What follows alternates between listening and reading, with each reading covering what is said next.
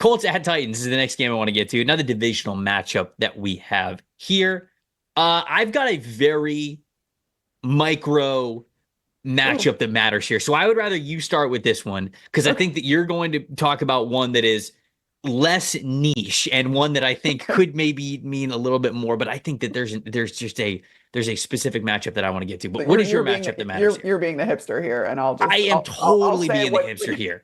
I am being the PFF ultimate. I went and I found this small, minute point in our database, and I was like, this is gonna matter. And I'll talk about it after you talk about. Okay. All right. Well, I'm going to talk about kind of the overall thing that probably matters, which is this Titans defensive line going against the Colts offensive line, because the Titans pass rush just quite frankly hasn't been there. And this is a Colts offensive line that is really, really good. The Titans have created 38 pressures, which is the fewest in the league, despite the fact that their rookie, T'Vondre Sweat, is the fourth highest graded interior defensive lineman. And I actually got to talk to some of the Bears offensive linemen that week 1 game against the Titans. And across the board, they were just like, yeah, T'Vondre Sweat's the real deal. And once he learns any sort, like how to use his hands, he's going to be an absolute nightmare. But the Colts offensive line is ready for this. They have an 85.2 PFF grade, which is the first among offensive line groups. And they rank second in pass blocking grade, second in run blocking grade. I mean, this is just a solid unit across the board. And they have 2 of the 3 highest graded guards in the NFL. We know Quentin Nelson and Will Freeze, however you say that. Fries. You had it right. You got to trust the gut. That's what I thought. You got to trust the gut. Fries, and you just think French fries. It's getting close to lunchtime for me. Whatever.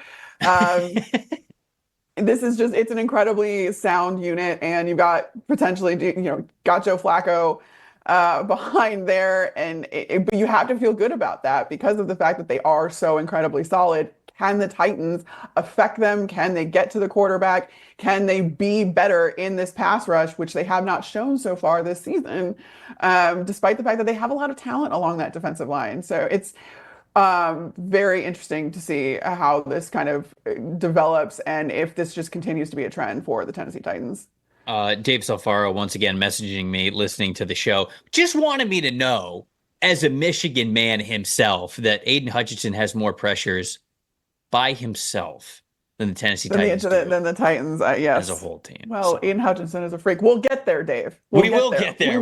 This will not be the last time that we talk about Hutchinson because he can be an absolute game wrecker for their matchup that they have. But, okay, so my hipster PFF stat that I found, or at least matchup that I was able to find here is, the Indianapolis Colts over the last 2 weeks specifically really been running their passing offense through Josh Downs. And I love that they've been able to do that because I was a big fan of Josh Downs when he was coming out of North Carolina. I felt like he was the type of slot receiver that was just going to thrive at the NFL level. Yes, he was smaller and sort of had that short area explosiveness and quickness to create those throwing windows, but he was also super strong at the catch point. So I felt like it was a great combination and he was going to be a fantastic pro. Over the last 2 weeks, Josh Downs, 88.2 receiving grade, best on the team, 151 receiving yards, most on the team, 35.6 threat percentage, highest on the team. So they've been going after this guy and he has been rewarding him every time they go after him. So over the last 2 weeks, they've totally emphasized the slot receiver in Josh Downs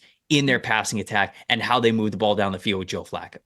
The Tennessee Titans have allowed the fewest passing yards or receiving yards to slot receivers this season. So not necessarily sure if this is hey, they just haven't played a guy of Josh Downs' caliber yet, or if they know something and they're really confident in how they defend the slot. But to me, that is the matchup that matters because Indianapolis, while Joe Flacco has been out there, has wanted to throw the ball in the passing offense through Josh Downs. And the Titans, so far in this season, have been the best at taking that away from teams. So that is my hipster PFF matchup that matters there. What's a plus factor for you in this game? I love it. Well, if the Titans are indeed really, really good at defending the slot, then you need another outside receiver to step up in the wake of the Michael Pittman Jr. injury. And that would be Adonai Mitchell out of Texas. The rookie, I think it's a great time for him to start to see a little bit more work. And he had his best game as a pro against Jacksonville last week, 4 of 7, only had 38 yards, including an 18-yard catch, but you got him on the end around 2, the rush, he had a rush as well out of the backfield, taking the ball out of the backfield. So I feel like you are kind of starting to get him a little bit more involved. And this is a great time to do it, to still have those outside threats in addition to Josh Downs, because if you do all of that, then yeah, this is going to stress this Tennessee pass defense a lot. And I think that that can make a huge difference for the Colts in general. And if you can protect Joe Flacco as well as this offensive line can, you're going to be able to let those longer developing routes develop. And you can potentially get the ball to a rookie that was so good at that in college at Texas. I should have piggybacked my plus factor onto what you were saying about the Colts offensive line, because that's sort of where my mind goes with this one. Their rookie interior offensive lineman, Tanner Bortolini from Wisconsin, who has been playing at center for them while Ryan Kelly has been out with a neck injury. With Will Fries now out, their right guard, he was one of the best guards in football. He had an 86.2 overall grade. He was one of the highest guards that we had this season. And so losing him is a big deal. I'm curious if they're going to use Bortolini as sort of a fill-in for him, when Ryan Kelly gets back. I haven't checked the updated injury report, so don't yell at me. I don't know if Kelly is back. I think it was kind of up in the air the week before. I'm not sure where he's at this week. But if Kelly is back, my question is, who is the next option for them at right guard? Is it the rookie in Bortolini because he played better this past week in his second start?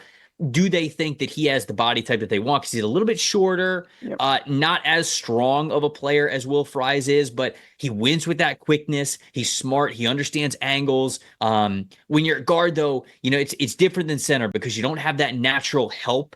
It's not about, okay, where am I helping out with a double team? You're very rarely facing a guy that's head up right in front of you, but at guard, that can happen plenty of times during the game. So does he have that kind of blocking ability moving from center out to guard? Bortolini did play right tackle and I believe right guard during his time at Wisconsin, as well as center, which he played his final year there. So there's a little bit of a precedence there, but what does that right guard spot look like with Fries going down? Is Bortolini the guy that's going to step in there? Because the Colts offensive line has been a big part of their identity. So just something to monitor if he's going to make that switch. If you want to get hipstery, Tanner Bortolini was like my hipster pick as far as like a day 2, day 3 center that I thought was just really good, that really didn't get enough love in the draft process leading up to this year's draft. I was really all in on, just from watching him in the center position at Wisconsin. And again, Wisconsin is just an incredible offensive line factory, just trenches in general. But those good Midwestern boys coming out of Wisconsin, the corn-fed Midwestern boys. But then in talking to guys like coaches and stuff that were monitoring that position in particular, so many of them were like, yeah, that's kind of an under the radar pick that I really, really like him at center. And I think he could translate really well at the NFL level. So it will be very interesting to see if they indeed keep him at center if they need to, or do they kick him back out? I don't know. I don't know the answer to that, but we're going to see. Walt in the chat saying, Trevor, does it matter who plays right guard for the Colts? Of course it does, Walt. Football's won and lost in the trenches. Come on. You know that. You're a GM. You let us know all the time in the chat. You got to build through the trenches. It's important.